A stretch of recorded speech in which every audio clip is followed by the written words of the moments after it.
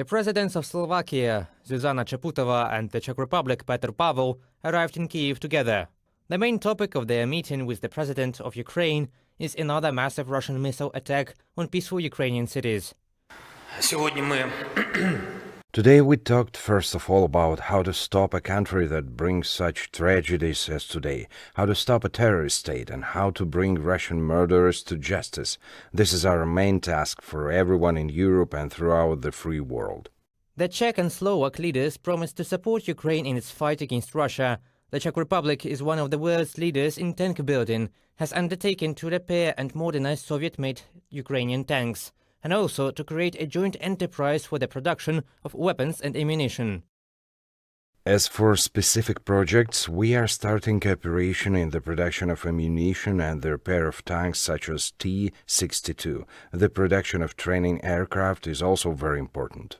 At the meeting of the leaders of the partner states, they once again talked about military aviation for the air forces of Ukraine. Slovakia has already transferred its MiG-29 fighter jets to Ukraine, but this amount is not enough. The Ukrainian Air Force considers the Western-made F-16s to be the main aircraft of the future. The decision on the transfer of which the NATO countries have not yet made at the political level.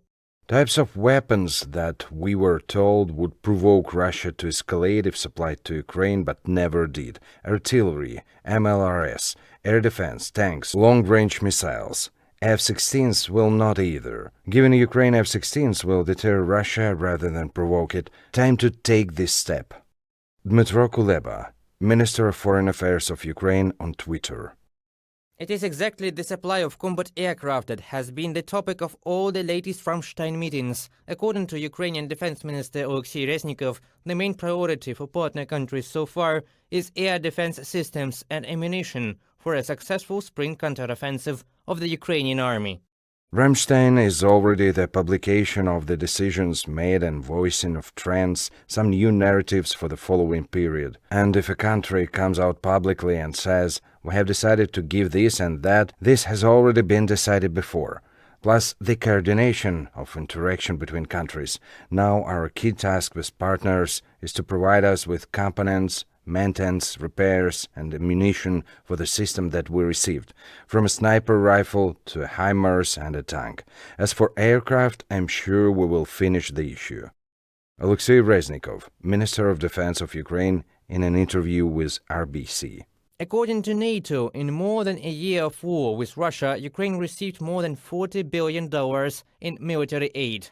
During this time, all political barriers have disappeared. The Allies are supplying both small arms and complex multiple-launch rocket systems, armored vehicles and tanks. The only question is quantity. In order to saturate the defense forces with even more weapons, Ukraine, according to some media reports, is considering expanding cooperation with South Korea, one of the most developed states in Asia in terms of the military industry.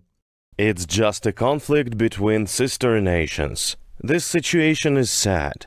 We want negotiations between Ukraine and Russia. Stop supporting the war, support peace. Let's pray for peace. These are just some of the statements in the list of the most awkward latest statements, and here's why. To understand how much it's wrong, compare the war to raping, popular crime in Russia. There is also an aggressor and a victim. It is also a destructive process. All the district is watching, and witnesses may help the victim to stop it and punish the criminal, or just stay, watch and discuss. Ask yourself, is raping conflict or a situation, or a raping? How technically you see the negotiation during the process?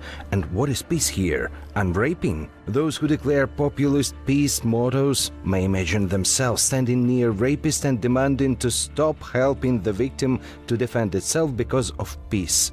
It's the same effect. There is only one way to stop it. Stop the aggressor and punish him if you don't want to be the next, or your children one day, or even pets, you know, those Russians. In geopolitical context, it's just a bit more decorated by words, but not by meanings. But there is one nuance. It's just a kleptomaniac Soviet-style Russia this time. It's an old, the big one, but deadly ill aggressor who is still threatening to rape the whole world, but not capable of controlling its own internal organs.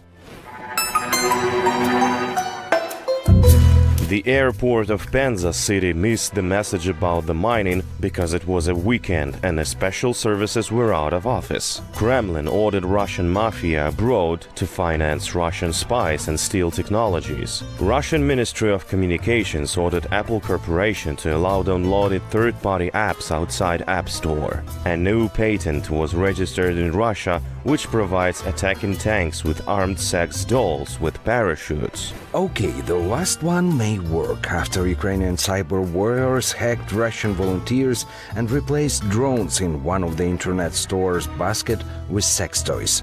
Yes, a huge truck full of potential arms, inexperienced hands. So with that in mind, don't you feel fooled listening to all those peace calls and Russia admiration speeches? The main thing you should always remember is just the nation of diggers. Before the war, they were digging holes to get oil and gas. During the war, they have been digging graves. Waiting for the Ukrainian counteroffensive, they are digging trenches on the beaches of Crimea, as they were digging them previously in Chernobyl. And throughout their history, they have been digging deep to make outdoor toilets.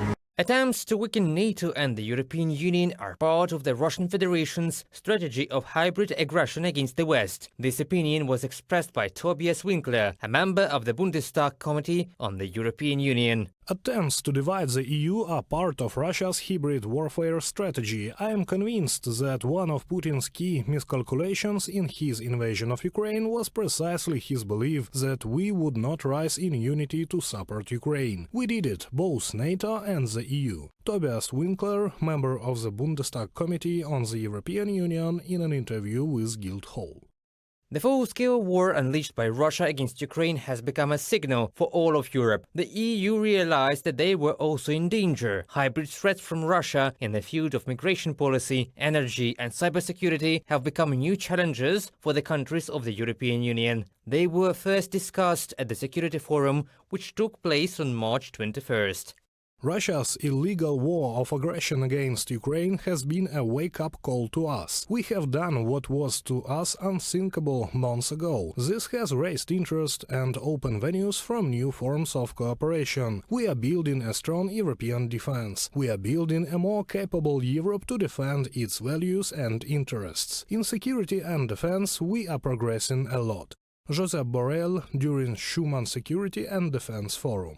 The possible deployment of nuclear weapons in Belarus and on the territory of the temporarily occupied Crimea is also a direct threat to the international order.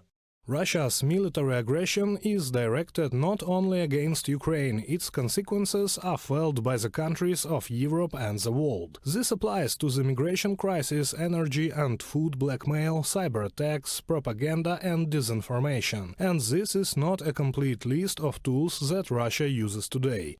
Igor Kumenko, Minister of the Ministry of Internal Affairs of Ukraine, at a meeting with representatives of the EU delegation. The Irish authorities plan to hold a security forum in June to seek public opinion on the issue of further maintaining military neutrality. Ireland may become the fifth country that, as a result of Russia's war against Ukraine, may refuse such status. The international security environment has changed significantly over the last year. We have seen blatant and brutal disregard by Russia of international law. Ireland's commitment to a rules-based international order and our traditional policy of military neutrality do not inure us from the need to respond to this new reality. Michael Martin, head of the Irish Foreign Office, in an interview with the Reuters news agency.